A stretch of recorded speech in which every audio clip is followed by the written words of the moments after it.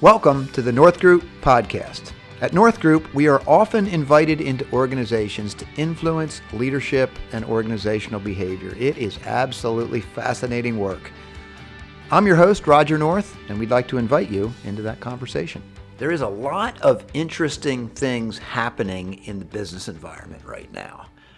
Just almost like a confluence, a coming together of events that maybe, Craig, you and I haven't necessarily seen in the same combination in our business career, and it's creating some really interesting dynamics, mostly positive for a lot of the businesses we're dealing with, but at the same time we want to recognize the last 18 months have been very hard on some other businesses. And so we find ourselves having conversations that have some new elements to them. Yeah. And for the past several podcasts, we've been dealing with what we call idioms, which are common sayings that we deconstructed. We had a lot of fun with that. But we're going to move on to maybe another season of the podcast and really talk about what we're hearing out there. So Craig Schloneger, my partner, my great friend, is here with me today to just talk about some things that we're learning as we converse with our clients. One of our fundamentals, Craig, I'm sure you would agree with this, but if you want to modify it at all, fine, is that, and I'll go back to an idiom here, is that prescription before diagnosis is malpractice. Yes. Yeah. And we've talked about that one before. But for us, that would mean to go into any situation with an organization and assume that we had the answer would be flat out wrong, and we just simply are not going to take that approach. So the approach we would generally take would be what? I mean, how would you describe it? Well, I think the approach we would take with some of the challenges that we're hearing on a consistent basis is really an active listening approach. And that active listening is to take a posture of curiosity. It's asking good questions, and it's also challenging assumptions. When we hear people say, you know what, we just can't do it this way, or that's not the way we've ever done it before, I think it's our role to challenge that a little bit. It may be correct, but at least we're challenging those assumptions from what we're hearing. So that's the type of thing we might hear from time to time. How would you generally go about challenging that? Like somebody says, oh, we can't do that. We've never done that in our history. Yeah.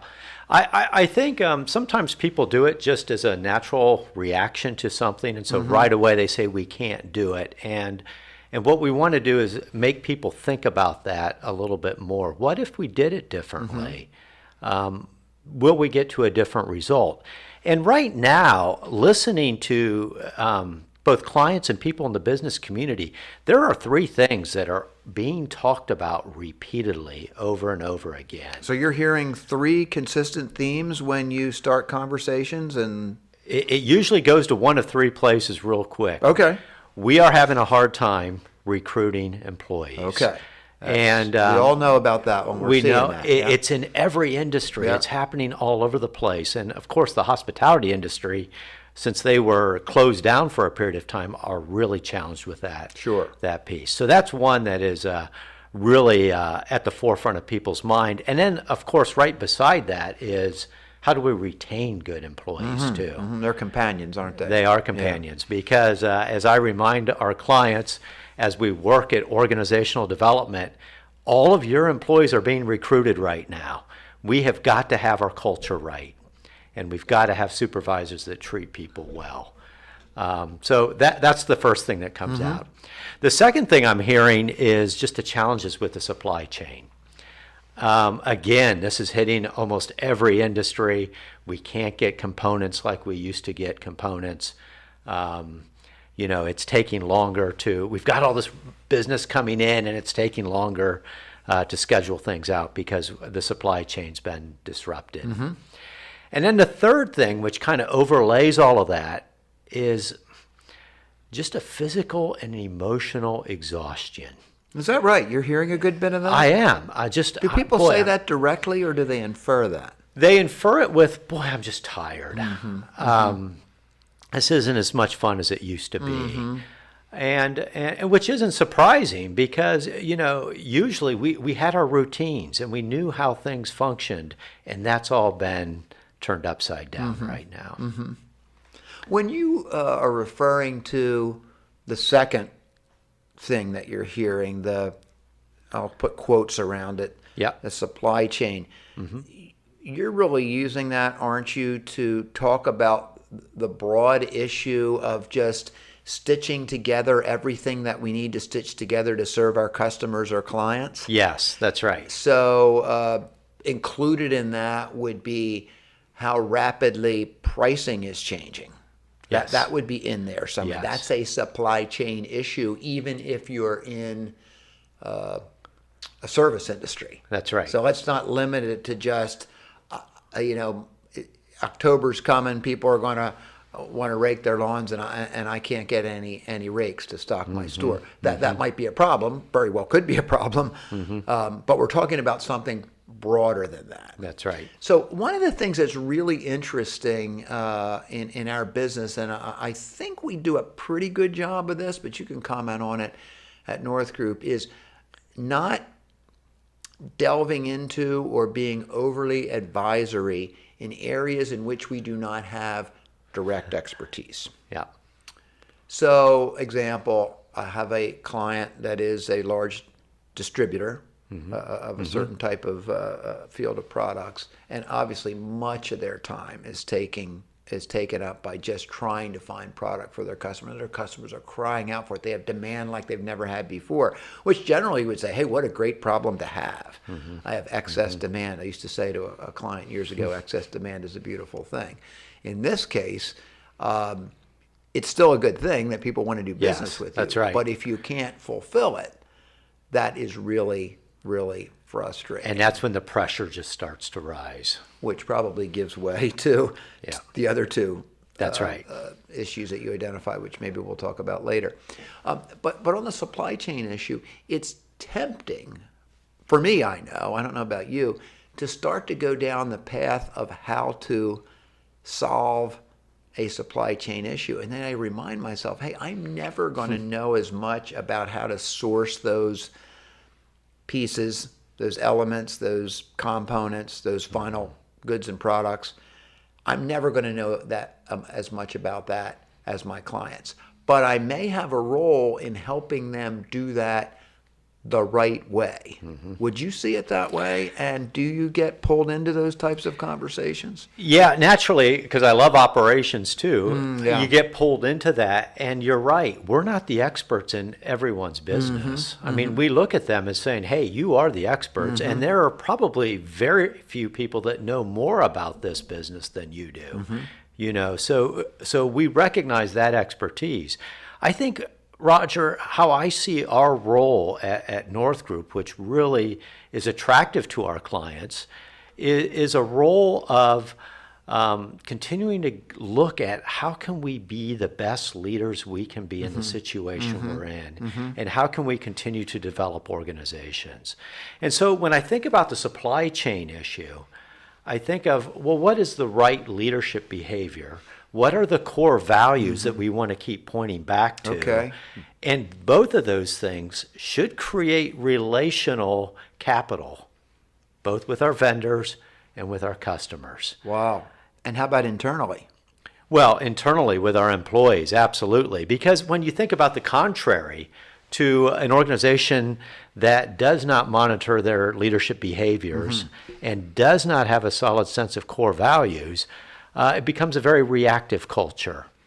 And so you're on the phone and the customer's frustrated, then the owner becomes frustrated, and then guess who takes the brunt of that maybe? Our employees or our vendors. And that's when you burn bridges, and that's when what is a real frustration grows into a much bigger frustration. So we might be in the position of reminding them about what the great disciplines are of a growing, healthy organization. And we would think of them, number one, as build and maintain a strong, cohesive leadership team. Yes. Secondly, we would think of them as determining and reinforcing organizational clarity. And third, we would think of them as communicating that organizational clarity first to our employees and secondarily out to all those other constituencies that we affect. And naturally, when we get under pressure, we forget some of those disciplines. That's right. That's so right. part of our role as organizational health and development consultants would be to say, hey, this is the time when you need to be most focused on those things. And so it reminds me of a role that we can continue to play, and just in a conversation very, very recently where, and this client was handling this really well, but there's a VP on the business development end who is bringing in opportunity after opportunity after opportunity. And if he's not careful, he's going to get really frustrated with the conversation he's having with the product guy who is saying, hey, it's great that you're bringing in all these opportunities, but you might as well stop because I can't fulfill any of these orders. And if we're not careful, those two guys think that they're now on opposite sides Yes, that's of right. an equation, and in that start to throw stones at each other. That's right. When that's not at all what we need, and it violates some of the principles, all of the principles, if you will, of building a strong, cohesive leadership team and leaning on your organizational clarity. And along with that is also encouraging business planning. Okay. And this could be a 1-year plan, it could be a 2 or 3 year plan, but to have some sort of idea of where we're headed together as a group as opposed to where we're going individually. And the pressures we have individually, but if we know where the group is going, where our company is going, that also can take some of the pressure off. And Roger, I'm reminded of the even the go forward plan that we encourage people to do coming out of a real tough stretch last year when business was shut down or closed down, and we said, hey, you got to get together with your team and you've got to start planning even on a short-term basis of how this might look different. The same thing that can happen with supply chain issues too, be it pricing pressure, be it availability of goods, is okay, this is our reality. How do we take steps to get out of that?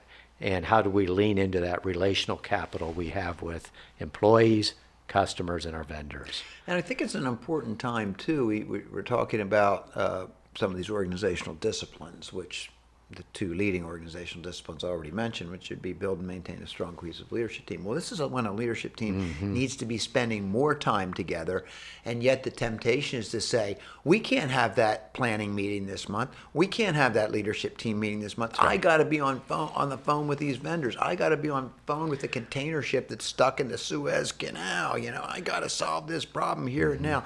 That can wait for later. And we understand those urgencies. We have them too. But it's also the time when we need to be together and make sure that the BD guy, the business development salesperson, and the sourcing guy are not starting to blame each other for less than desirable results, when really we're talking about a problem that exists outside the organization. It's affecting us inside the organization. It's the time at which we need the most teamwork. That's the time when your cohesion really pays off. But it's often the time when we're saying, hey, we don't have time to get together. We got to solve real-time problems in here. And that's the discipline, really, of keeping your normal practices going. Which is not easy to do. No, it's not, because you're trying to create time. Yes. And you're trying to create time by solving the immediate problem as opposed to create time by having a good plan in place. I think the second one, too, we call it determine organizational clarity, but you referred to it already. It's what's our mission? What's our reason for being in business? What's our why? And then secondly, how do we behave and how we get there? Our core values. And again, when you're under pressure, and lots of our clients are, you're hearing it, you introduced it, that's when those things begin to maybe suffer a little if we're not really reminding each other of it. I was listening to a story the other day. One of my clients is a sourcing guy within a distribution company. And he said to me, Roger, we're working really hard on getting our unfair share of what's out there in terms of product. And I said, say more about that.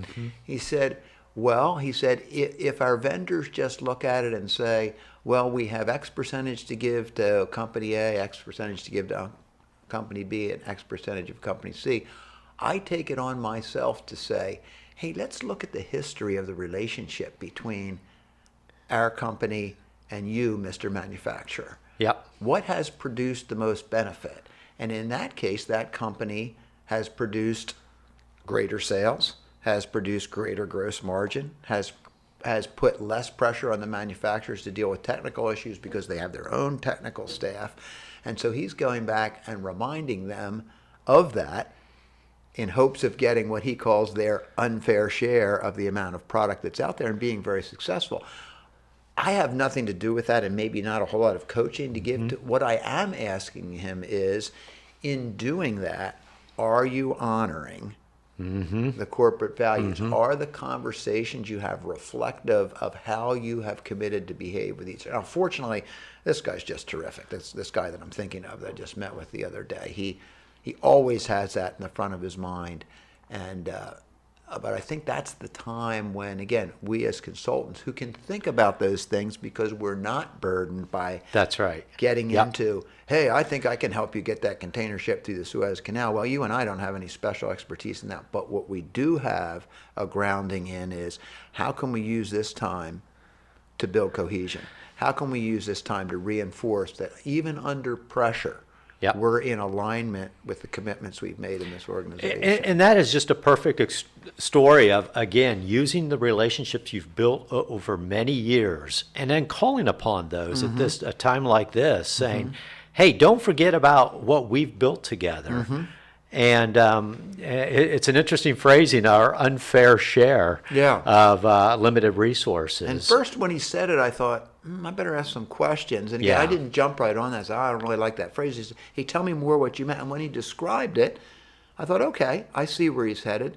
And I thought, what's my role in this? Can I be helpful to this gentleman this all? And it was to ask him, hey, how are you going about doing that? And could you look me in the eye and say, I'm doing that in alignment with the commitments, in their case, core values, that this company's put in place? And when he said yes, I said, keep on doing what you're doing because you're serving your customers really well. Very good. That was fun. So going back to where you started, our role as consultants is really to get people thinking, get them in alignment with their commitments organizationally. And you have uncovered some things by asking some simple questions that is getting you to 3 common responses. That's right. And also I would add to that, reminding them. Okay. Always reminding them, hey, this is who we are. This is how we go about our work. And this is the plan we have in front of us. Now, we might have to adjust it, but just to continue to remind them of those 3 things as they tackle the employee issue, the supply chain issue, and the leadership exhaustion issue. Yeah. And we talked a little bit about, how you would honor your corporate mission and values and build a strong, cohesive leadership team amidst supply chain challenges. I think I'm going to take those other 2 issues and maybe flip them into our next podcast, because I think employee recruiting and leadership exhaustion could produce a really good conversation. Yeah, that's excellent, because those are huge pieces that everyone's trying to get their hands around right now. Yeah, thanks, Craig. I think you're putting in front of us here today something that a whole lot of our listeners are probably experiencing, and I hope we are helpful with it. Thanks for listening to the North Group podcast. For more information about North Group Consultants, please visit northgroupconsultants.com.